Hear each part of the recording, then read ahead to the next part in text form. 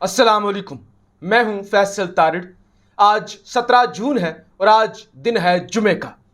परवीन शाकिर साहिबा का एक शेर है कि गमे आशिकी तेरा शुक्रिया, हम कहां कहां से गुजर गए।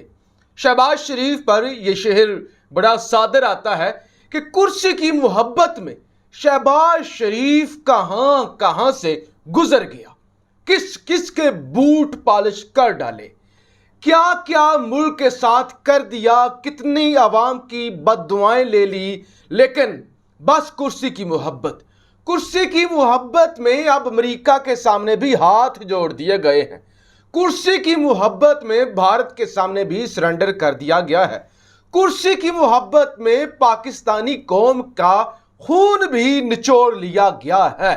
अब पाकिस्तान को जो शर्मिंदा करवाया गया है, अमरीकियों के सामने अपने मालिकों से हंगामी तौर पर राब्ता किया गया है कि हुजूर हमने आपके लिए क्या क्या नहीं किया।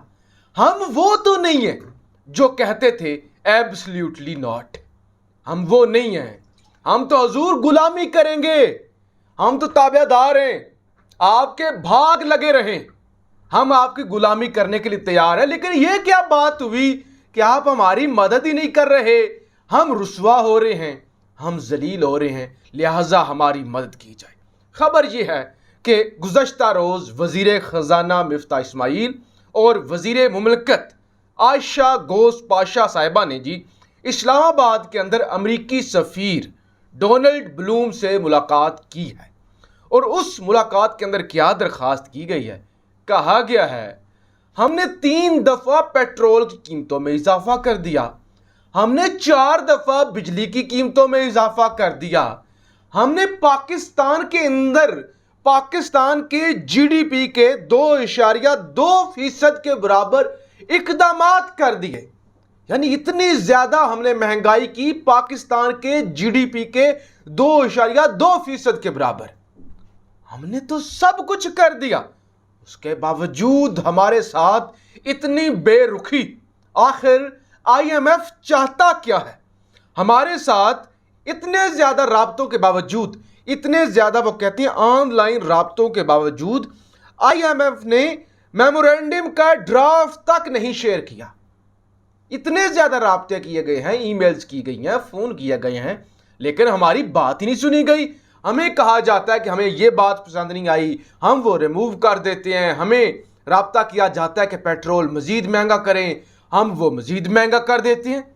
लेकिन अब ये क्या बात हुई कि हमारी बात ना सुनी जाए। लिहाजा खुदा के लिए आप हमारे माई बाप हैं, आप आईएमएफ से कहें, ये अमरीकी सफीर को कहा गया है, अमरीकी सफीर को कहा गया है आप हमारी सिफारिश करें, मेहरबानी करें, आप गुलामों के साथ ये सलूक क्यों कर रहे हैं। तो ये उम्मीद की भी जा रही थी कि शहबाज शरीफ कुर्सी की खातिर किसी हद तक भी वो जा सकती हैं, किसी के सामने भी हाथ जोड़ सकती हैं, किसी के बूट भी पॉलिश कर सकते हैं। अच्छा जी, हुक्काम का कहना था कि मेमोरेंडम स्टाफ सतह के मुज़ाकरात की बुनियाद होता है और इसके बगैर आईएमएफ किसी मुआहदे पर दस्तखत नहीं करता। लिहाजा अभी तक यह भी नहीं शेयर किया गया। पाकिस्तानी हुक्काम ने कहा कि पेट्रोलियम कीमतों और बिजली टैरिफ में इजाफे के बाद उम्मीद थी कि आईएमएफ स्टाफ लेवल मुज़ाकरात पर तैयार हो जाएगा, मगर आईएमएफ अब ना सिर्फ तनख्वाहदार तबके से टैक्स मराहत वापस लेने पर इसरार कर रहा है, बल्कि तनख्वाहदार तबके से 125 अरब अजाफी महसूलात की वसूली का मुतालबा भी कर रहा है। अब आएगा मजा, जरा समझिएगा। कहा गया है कि हमें आईएमएफ ने कहा पेट्रोल की कीमतों पर बढ़ाओ, हमने बढ़ाई, हम बढ़ाते चले गए। डीजल हमने 119 रुपये महंगा कर दिया, पेट्रोल हमने तकरीबन 84 रुपये महंगा कर दिया, हमने बिजली की कीमतों में हर चीज महंगी की। अब वो हमें कहते हैं कि जो आपने सरकारी मुलाजमीन की तनख्वाहों के अंदर 15% इजाफा किया था, वो इजाफा वापस ले।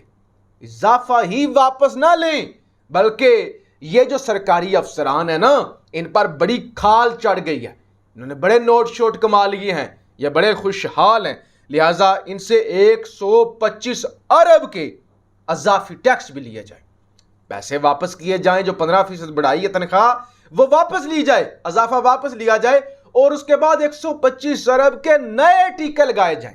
और अभी अवाम को चौथा टीका पेट्रोल का लगने जा रहा है, उसके लिए भी तैयार हो जाए। तो ये मामलात है, ये है तैयारी, ये है औकात, ये है तजर्बा, कि इतना कुछ करने के बावजूद मान रहे हैं कि हमने इतना और किया है, अभी वो कह रहे हैं डू मोर, और करो। और ये भागे भागे गए हैं मालिकों के पास और कहा है कि ये ना करे, भाग लगे रहें, ये ना करे, हम रुसवा हो जाएंगे, खुदा के लिए हमारी मदद करें। तो ये मुमलकत खुदादाद इस्लामी जमहूरिया पाकिस्तान की शानो शौकत के अंदर इजाफा किया जा रहा है कि अमेरिका के सामने हम घुटने टेक रहे हैं, और अमेरिका के कहने पर हमने मुल्क का बेड़ा गर्क कर दिया है। अमेरिका फिर भी घास नहीं डाल रहा, फिर भी वह बूट आगे नहीं कर रहा कि इसको चमकाएं। ये वाली सूरत हाल बनी हुई है जनाब। FATF ने भी झटका दे दिया। बड़े आज सोशल मीडिया पर ट्रेंड्स चले कि PTI का क्रेडिट है, नून लीग का क्रेडिट है, बिलावल भुट्टो का क्रेडिट है, हिना रबानी खार का क्रेडिट है। अगलों ने कहा है आपने 34 में से 34 इकदाम कर लिए हैं, बिल्कुल ठीक है। FATF का आपने बहुत अच्छा काम किया है, बिल्कुल ठीक है।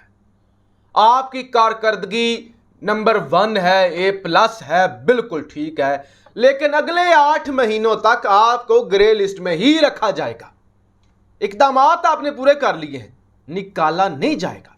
मुझे यह बताएं, जब बच्चा पास हो जाए और कहा जाए आप पास तो हो गए हो, आपने 100 में से 100 नंबर भी ले लिए हैं, लेकिन अगली जमात के अंदर आपको नहीं बिठाया जाएगा, तो इसका मतलब क्या होता है? अब FATF कहता है हमारी टीम पाकिस्तान आएगी, मजीद मुआयना करेगी, उसके बाद सोचा जाएगा। तो मतलब यह है कि कहीं ऐसा ना हो पाकिस्तान के मुख्तदर हल्के प्रेशर में आके इमरान खान को इक़्तिदार दे दें। लिहाजा जब तक ये शहबाज शरीफ को हम इक़्तिदार में रखना चाहते हैं, तब तक हम नहीं निकालते, और इस तरह हमारा पाकिस्तान के ऊपर एक प्रेशर भी रहेगा। तो ये तमाम पाकिस्तानियों के लिए बुरी खबर है, कोई अच्छी खबर नहीं है। नहीं निकाला गया पाकिस्तान को। पाकिस्तान इकदाम पहले भी पूरे किए हुए थे, आज से 1 साल पहले भी पूरे थे। यह बहाना है, यह एक टूल है, मैंने आज दिन को भी कहा था। लिहाजा इस टूल के जरिए पाकिस्तान को नहीं निकाला गया। TLP जनाब, एक दौर था कि TLP को पैसे मिला करते थे एहतजाज करने के।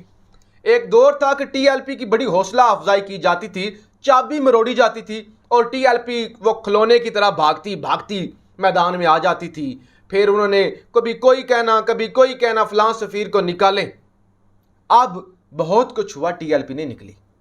इंडिया के अंदर रसूलुल्लाह की ज़ात की गुस्ताखी हुई, हज़रत आयशा सदीक़ा की तौहीन की गई, और इसराइल को तस्लीम करने की बातें चली। पाकिस्तान में से सीरत नबी की तालीमात ख़त्म की गई, और बहुत कुछ हो गया, TLP नहीं निकली। लेकिन जो इनके साथ सरप्राइज़ हुआ, हाथ हुआ NA 240 के अंदर, कि NA 240 के अंदर सिर्फ 65 वोटों से TLP को हरा दिया गया। 440 से ज़्यादा रिजेक्टेड वोट्स हैं, और एक ही पोलिंग स्टेशन से कुछ 74 से ज़्यादा वोट जो हैं, या 83 के करीब वोट जो हैं, वो TLP के जो हैं वो मुस्तरद भी हुए हैं।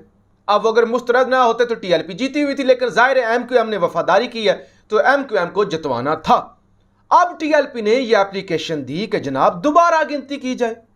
हो सकता है 19-20 का फ़र्क लगा हो, कोई इतना बड़ा फ़र्क नहीं है, 65 वोट क्या होते हैं, हो सकता है आगे पीछे हो गए हों।